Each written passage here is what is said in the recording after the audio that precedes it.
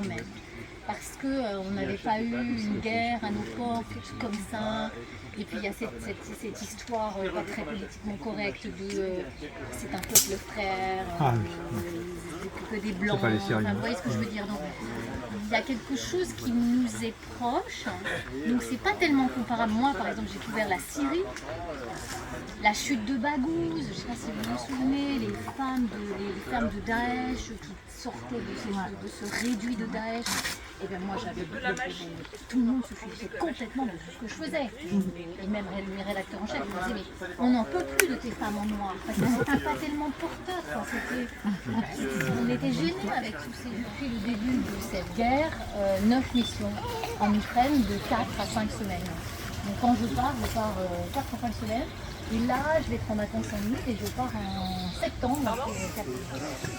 C'est une très très bonne question. La gestion du risque. Moi déjà, il faut savoir que la boîte pour laquelle je travaille, elle me demande à chaque fois, est-ce que tu veux vraiment retourner? Donc, alors moi je dis toujours oui, parce que j'ai toujours envie de retourner en Ukraine, parce que je veux voir la fin de l'histoire, pas parce que ça m'intéresse la guerre, vraiment je ne suis pas comme ça, je suis devenue un peu proche de ce pays par la force des choses, un peu proche de certaines personnes, et c'est pour ça que j'ai envie de retourner. Mais oui, on prend beaucoup de risques, c'est incontestable. Alors, moi je crois que je n'ai pas peur. Ça peut sembler prétentieux, parce que je pense que si on a peur, on n'y va pas. Donc, j'ai la pression.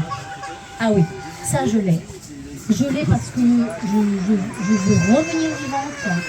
Je ne veux pas revenir avec une jambe en moins. Je ne veux pas être blessée. J'ai des enfants, je suis comme vous.